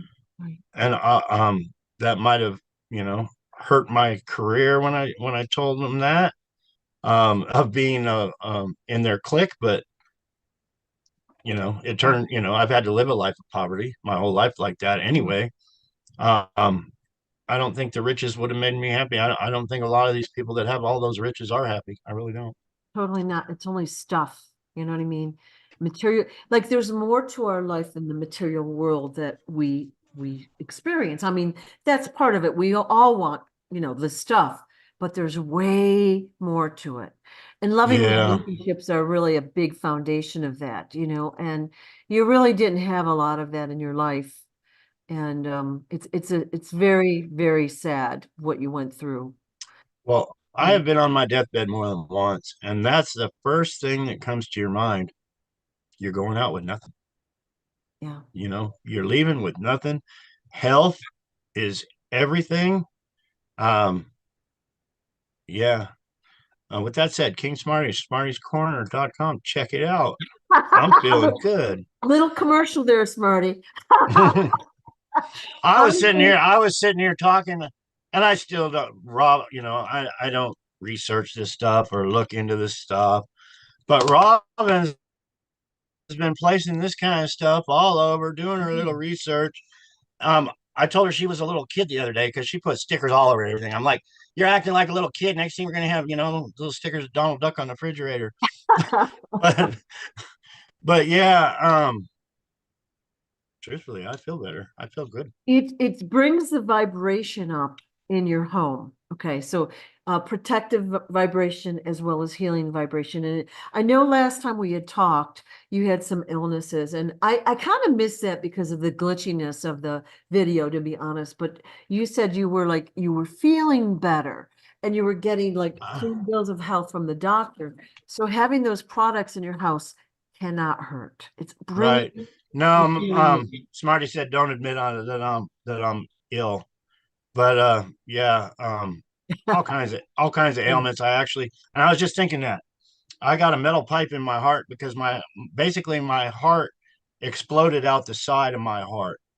So they clogged it up with a little metal pipe so the blood wouldn't go outside of my heart anymore. By what I understand, I'm not no heart surgeon or anything. So they put a pipe in my heart, and that was 2 years ago. But I was just thinking, Smarty, look at that design. What if that design was put on that little pipe in my heart? Ooh. That kind of stuff. They put metal pins in your butt. What if that was, you Yeah. know, it was just an idea. But consider a bigger picture. What if you had these products around your home and you never experienced the illness or injury and didn't need to have anything done to your heart in the first place? Yeah, The exactly. better But scenario. I met Smarty too late. So Hey, no, no, no, because you're already healing from what you had. And you know, sometimes it takes a while for us to experience it, but you're going to be noticing massive healing very soon. So that's why these products are so amazing, you know. yeah, I was trying to do interviews um a month ago. But yeah, I had mass infection going on, urinary tract infection. See what they did when they put that pipe in my heart, they went through my leg, my inner thigh, Mhm. and I got a really bad ass infection. I think it might have had something to do with that. Really bad. It was Yeah. all swell, but I couldn't sit. And then so I couldn't sit. It was very painful. And then the urinary tract infection, it felt like I had to pee 24 hours. I was up for Yeah. I think three Yeah. or 4 days with no sleep because it was so painful. And nowadays they won't give me any pain medicine. Um, I ended up going to the doctor and they lanced my butt and sucked that stuff out. But they don't even believe in giving you pain medicine to kill the pain before they lance you. Um, But the so more you talk about injury and illness, the more you think about it, the more it manifests in your life. That's right, what Smarty's trying to say is it's over, baby. So don't don't think about that stuff. You are yeah, healing, okay? So don't think about what happened then. That's the old you, okay? From this point yeah. forward, we've got the new you, okay? But yeah, You're with all that said, I'm feeling good.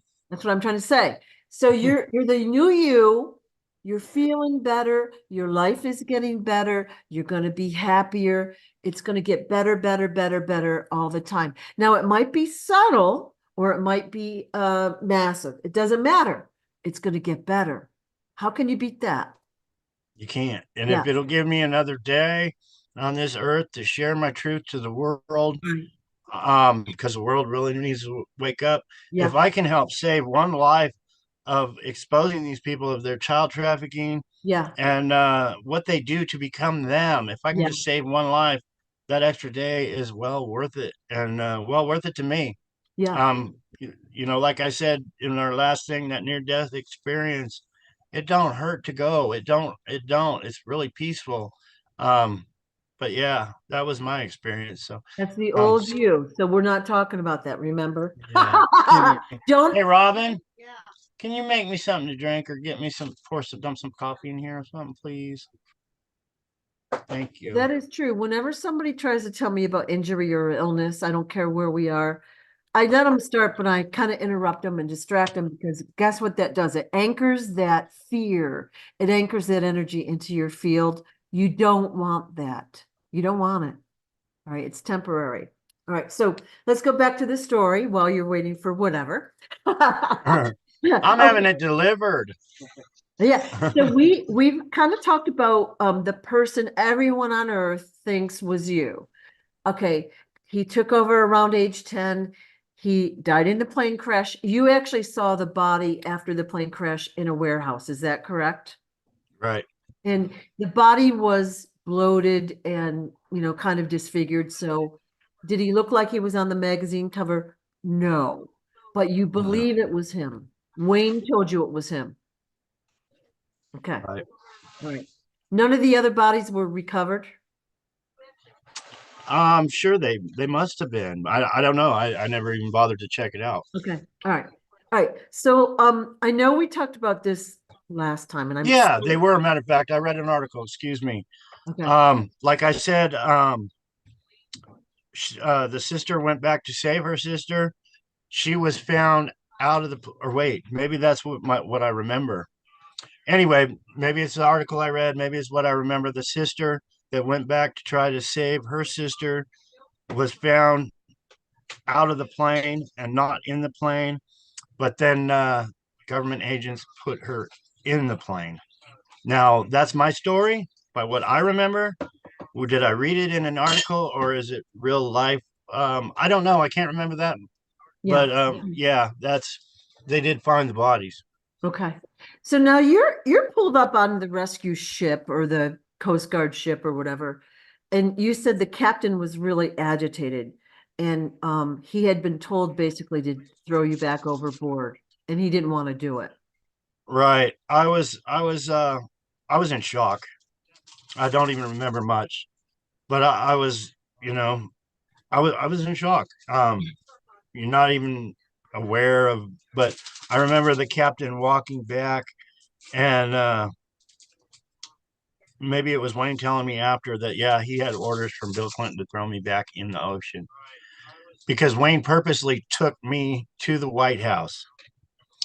And yeah, it was the White House. And Bill Clinton showed up on his helicopter with his daughter, Chelsea, yeah. Um, and Hillary. But Bill Clinton walked up to the podium and said, yeah, John is dead. We found his body. But he purposely took me there so I could witness Bill Clinton saying that. And Bill Clinton saw me standing there. So it was almost like Wayne put me there so Bill Clinton could see that I was still freaking alive, even after he ordered to have me killed too. Yeah. See, I like that about Thank you. Wayne. I like that because it's ballsy and fun. But some of the things he did I don't like. So that's why I'm like, I don't know if I like him or not. Um now we talked last whenever we talked about your sister and you weren't really close with your sister. You kind of lost touch with her and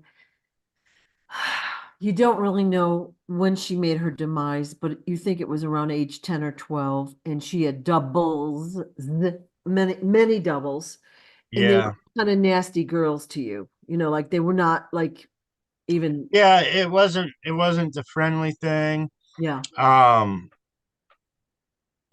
I would, if they came back from a vacation and I met them, it's like they didn't want to talk to me.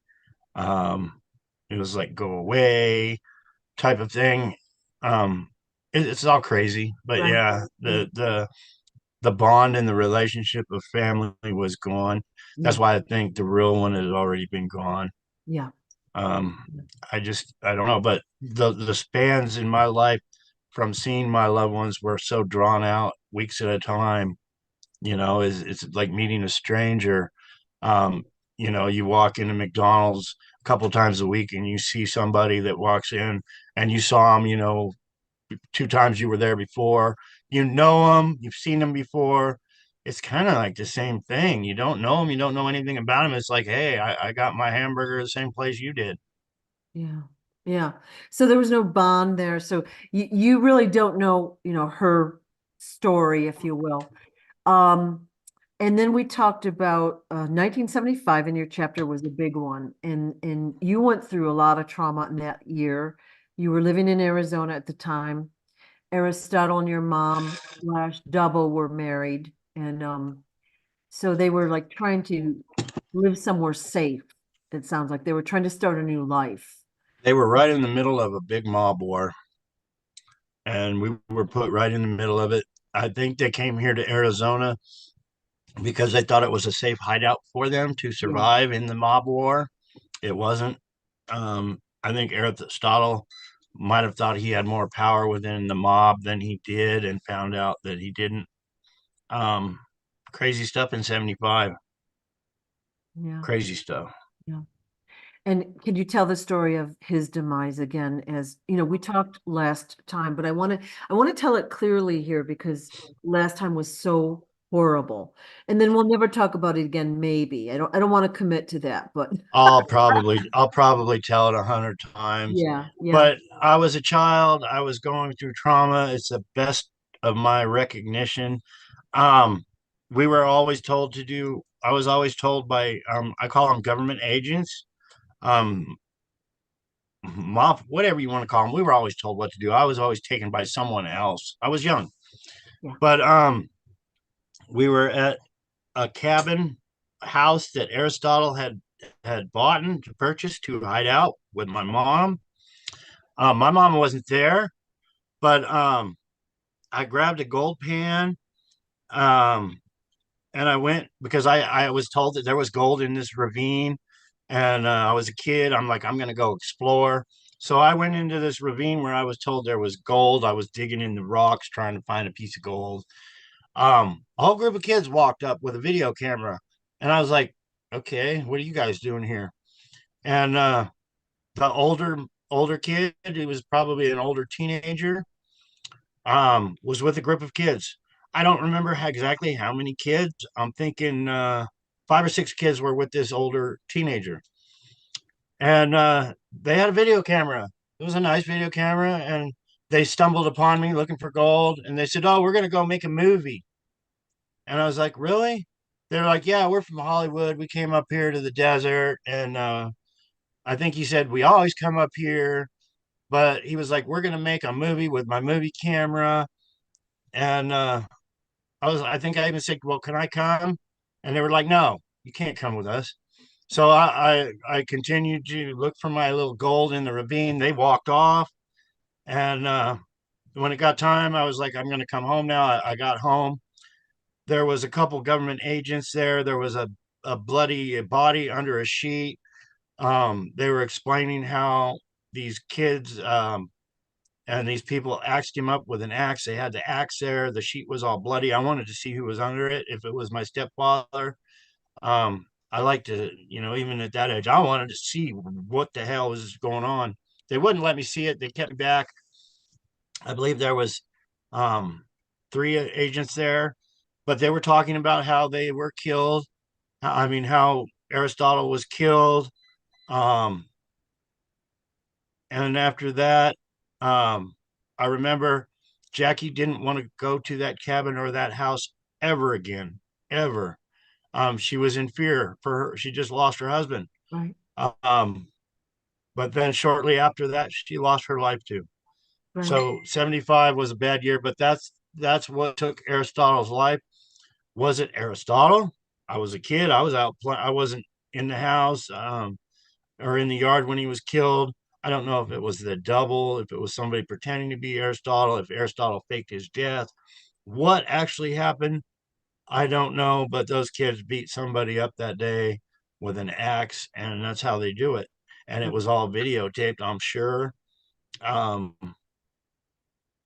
Right. yeah, So these kids who were later to become Hollywood actors and actresses basically killed someone and videotaped it. So that's how they and have, blackmail evidence on those people. and I'm pretty sure a lot of those children that were there were on Epstein's flight list.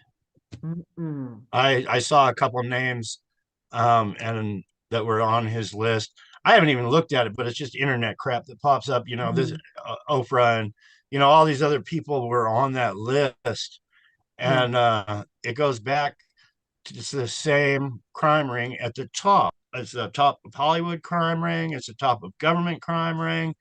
And that is exactly how they get all these kids in their pockets and make them stars, is by swinging an axe when you're a kid. Right, right. So you're not sure if he was a double Aristotle or if he was the original. And I guess at this exact moment, it doesn't matter, but that had to be extremely traumatic for you. And especially The when you, day yeah, go ahead. the day after, or 2 days after, that my mom was killed, that was the worst day of my life to this very day. It doesn't get, I like I said, I got sent back to the Quigleys after being kidnapped and thought I was going to die, and watching my mother die, and brought back to the Quigleys. I don't know where I got it from, but I got out of the car. I was crying, hysterically crying. I was literally putting probably horse shit on my head in tears. I was on my knees with my head on the ground, and I was like, it doesn't get any worse. All I could think of was, I want to kill. I want justice. I want to get even. But that day in 1975, I don't know the exact day or anything, but I was it was the worst day of my life, and it can't get any worse. It just can't. It really can't. I don't know who could go through all these, the scenes that you've painted for us, but to know that your mom's been murdered, like, 50 feet from where you are. Well, And I go back to her location where she was killed. Um, I do things because I don't like to be, I'm not gonna say I'm gonna go put a candle on where she was killed on Christmas every year, because then they'll know I'll be there for Christmas. So I don't risk my life like that, but right, I go by there. But one of the worst things when I go by there is, I don't know what these animals did to her body. The last time I saw her, she was laying in a puddle of blood, with blood just pouring out of her from being shot. And I remember a white pickup truck pulling in, um, right where she was shot, probably to throw her in there real quick. But I was being taken away with a gun to my head in that station wagon with another little girl. And it really bugs the shit out of me emotionally what they did with her body. Um, is it buried on that location? Is it buried where I was camping, where we had the camper, where that chain link is, where that big Navy cross, Navy anchors put in the ground? I don't know, but usually after they do crimes, they tear that shit down. And in the back was like a big warehouse at one time to park. I believe it was forestry vehicles, government vehicles, to park them there. Mine, I always thought, mining equipment in there, but it's all gone. And that's usually how they operate when they do a major crime like that. But then they built the Arizona Memorial right there where she was killed. It's almost like a big fuck you when they do things, because they're so powerful and evil. They like to commit one of the biggest murders in history, the former first lady, and then show it off with a memorial. Put the American flags right there where she was killed, and make it a monument. Um, it's funny how they work, but you see it, and you once you it clicks and you're awake and say, hey, Jackie Kennedy was killed here, and right here they put a big memorial, like they're showing it off. They got away with killing the first lady, and they got away with it, and they stole billions of dollars. yeah. How they treated your mom was unforgivable. And just listening to this now, it almost feels like the little girl might have had something to do with this. Maybe she was coerced. Like in both murders, do you notice how soon the agents were right on the scene, right? A little bit less Yeah, suspicious. yeah. Yeah. There's a lot I don't have the answers to a lot. Mm. Yeah. It would probably drive me absolutely mentally crazy if I sat there day after day trying to figure it out, because I've already done that when I was Yeah. young, night after night, trying to put all the puzzle pieces together. So, it's all happened, and Yeah. I want justice, but I'm not going to dwell on all the Yeah. You little. really, you really are doing the right thing by bringing the story out, but it's like the American public will go crazy when they know the facts. Like your parents were so well loved. And of course, there was a story woven about them, but then the public was purposefully Yeah. tricked. I am doing my best to inform the public on it, but Yeah, there's so many enemies out there that run the show right now that are hindering me, hindering you, hindering everybody of getting the yeah, truth out because yeah, they don't want to give up their power. yeah, They want to keep the organized crime in power. Um, it's kind of yeah, like the guy dealing heroin to get rich. He wants to get everybody on their junk, so they got to keep coming back. And if they don't come back, they turn them into prostitute. It's an endless cycle like that, and they don't want to give it up. right. And helping share my story and get my story out will expose these people for Mm, being the criminals that they are and what they do. And it means a lot to me. It's not going to be easy. It's been a struggle. Um, for what the last 7 years I've been trying to share it, and every time it's a hindrance. But it's coming out. It is coming out, and it's coming out now. mm, I mm, wish it would just blow up and yeah. it would just come out right away, but it keeps trickling out. But me and you are going to do it today, right? That's right. And so I'm going to edit this and I'll put it up on the channel today, but I'd like to ask the viewers to share this story around. So the story of JFK Jr., what was done to him and how he had to live is made public. So I would like that shared if possible. And I mean, there's so much more to your story. We talked a little bit last week, but you had said in your book you've witnessed over 80 murders, and then you lost track. Like that is insane, insane. It's not the way a typical person should live. You know, most families don't go around talking about robbery and murder all the time. Well, if you count the ones I know about, that was way back when. Yeah. But the murders that I personally know about done by government with mass shootings, 9/11, Waco, Reverend Jim Jones and his cult followers. You piss these people are so powerful. Just like Reverend Jim Jones, he wouldn't pay up. He didn't want to go with their program. When a senator, I believe it was a senator, um, from California, confronted him, he killed that senator. Um, that one killing got his whole cult killed. Just Oh, that one, you kill one of our family members, you all die, and that was, things like that. You're talking thousands of people that this has affected. Las Vegas, all of it. Some of it is my call it conspiracy theory, but I have learned how they operate. So, like Las Vegas, yeah, with just the FBI not giving the answers and just sitting back and watching all the money that changed hands because of the Las Vegas shooting. Um, you know, it breaks my heart when I hear people say Vegas strong. I just want to reply Vegas weak because you did not get an answer. You should have been told by the FBI why that man was sitting in there killing people. You should have had the truthful answers and you didn't get them. So you're Vegas weak. So stand up, get some answers. And it's MK Ultra, it's pre-programming. But what was the real goal for that man to? Maybe it was the millions and millions of dollars that MGM lost for renting that man a room. Maybe it was the switch over from the organized crime from casinos. Maybe it mm, had something to do with the music industry. There's a lot of maybes. I don't have the answers. I'm just saying what I saw and witnessed mm. and what I've saw my whole life and learned how it's done. Um, but yeah, it's thousands. From 9/11, I think I shared my story in the book. I don't remember of 9/11 and what I witnessed about the cover up of the first attack on 9/11. That usually gets taken down right away when I try to share that one. I'll share it real quick. It's not. No, you didn't share it in the book, so I'd love to hear. Yeah, there was two attacks on 9/11.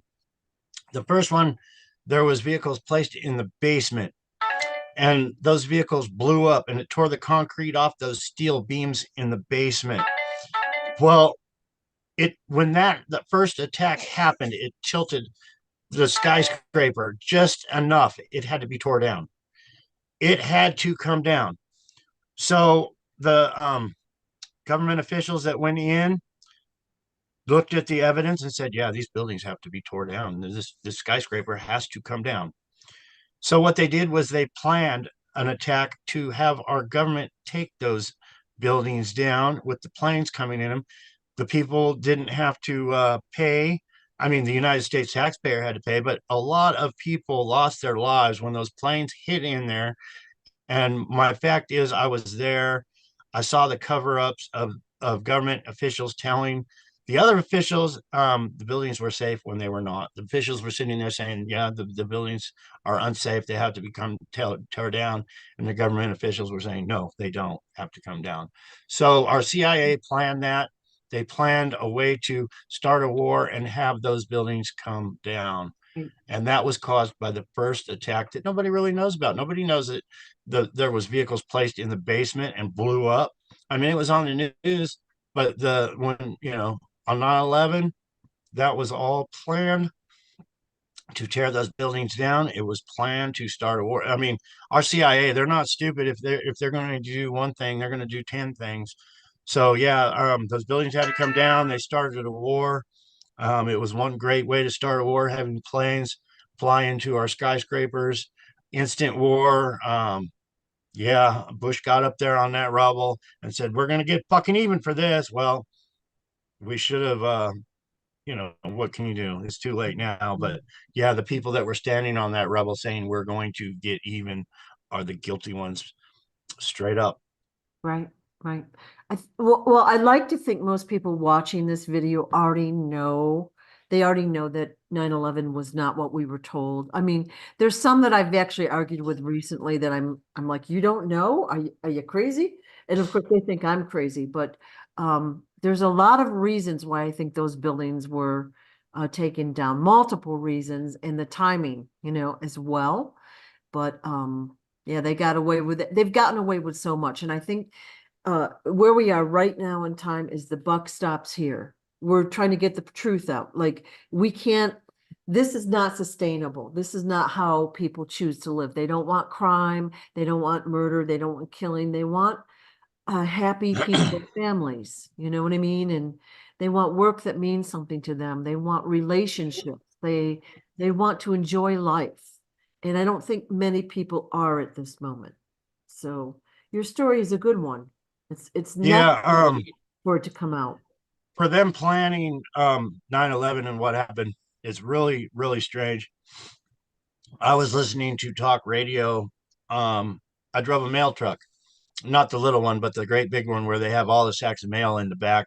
And my job was to drive from Pennsylvania to Virginia every day and deliver a truck of mail and pick up a new truck of mail and drive back to Pennsylvania.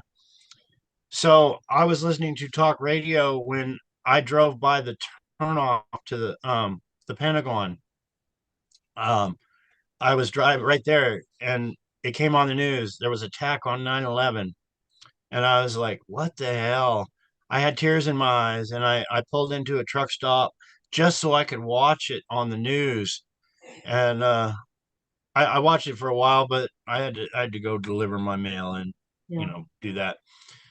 But a week earlier, I had the same route. So I'm driving up 81 and there was three guys in a car.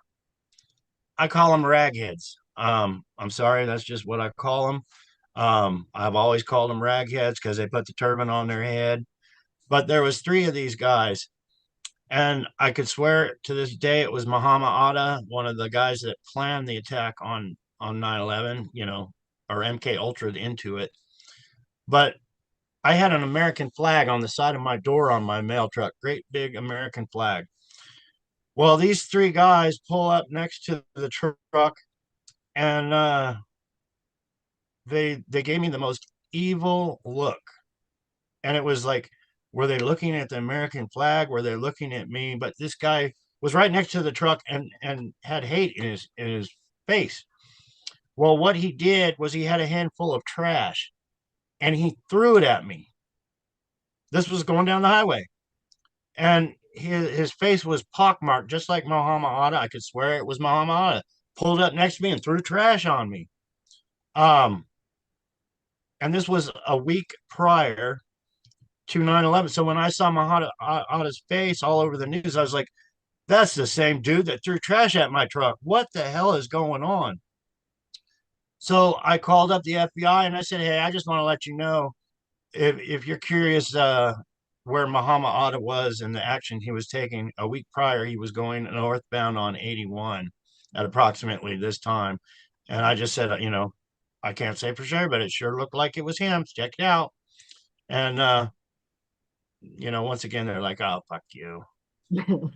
Well, you've been to the FBI multiple times and you never got any satisfaction. They never assisted you, and they basically turned you away every single time. We talked about that the last time a little bit. So yeah, it does seem interesting how they don't have interest in solving the crime because they're perpetrators. They're part of the crime. Yeah. Yeah, So they all got their crime rings. They're all in on the child trafficking and the torture and the control, and that's how they get away with their crimes. They have others do their crimes for them. And Ted Gunderson, the former FBI, I believe he was chief of the FBI, was exposing that, and the cults. Um, Ted Gunderson was in charge of the FBI, and he decided to come out. He was basically saying public, our FBI has become a criminal organization, along with our CIA and Secret Service. They are now criminals. He talked about what he knew about the child trafficking, and I think he described Bullhead City also in one of his interviews. He was saying there was a place, an hour away from Las Vegas where they were child trafficking kids, and I was like, yeah, that's Laughlin, Nevada. That's right where my family members were killed. Is an hour away from Las Vegas. So he was trying to expose it. He died of cancer. Like I said, I believe when these people die and they're trying to share their story, cancer is poison. They secretly get ingested with something that makes them ill and they don't recover. They got some powerful our CIA, they ricin, you get one little tiny itty bitty speck under your skin and you're dead. There's so many scary things that they can do, but they're so organized. They got doctors in their pockets, they got coroners in their pockets, all the public officials. You do, when you work for the government, you do what the government says. That's your job, and you already know you can't run your mouth because you're working for the government. um, so it's a no-win-win. I mean, Ted Gunderson had the balls to say, hey, we got a big problem with these satanic cults and everything taking over government. He even knew, publicly said, yeah, the JFK assassination was an inside job. Um, so yeah, much respect for that man. He's trying to do what I'm trying to do. Not that I was the chief of the FBI, but damn, I was in the fucking White House when I was 3. That's something. totally something. And just your story alone is it's just mind-blowing to us how you could have been treated that way. And like we would think witness protection, you'd be put into a nice little country family and live a normal life, maybe a quiet life, maybe not wealthy, but you certainly wouldn't go through what you've gone through. You know what I mean? They've used they it's all they use every tool they can possibly get Yeah. over and over again.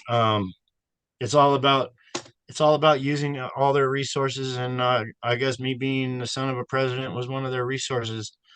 All the cover-ups that all the Secret Service agents and people that knew me and knew of the cover-ups.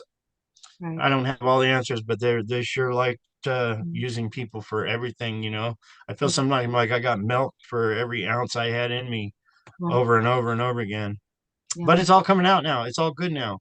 Yeah. Like Well, I said, yeah, all the money best and all the resources have been sucked out. So yeah. best Christmas, best birthday I've ever had. It was absolutely wonderful, and I thank the supporters for that totally awesome birthday. I thank Rockin' Robin for that. Um, yeah, she wanted to meet me. We hooked up and fell in love. She's been wonderful. I love her. Um, and then the haters come in and all the other hate and you know, but it's all good. Things are It's turning only going to around get for. better. Yeah. Yeah. So I think this is a good ending point for today. And if you're agreeable, I would love to talk to you again. And I've got another whole page of questions and there will be more. Awesome. So, and you can tell random stories because they're super interesting. I know you've been in Hollywood, you've met a lot of people.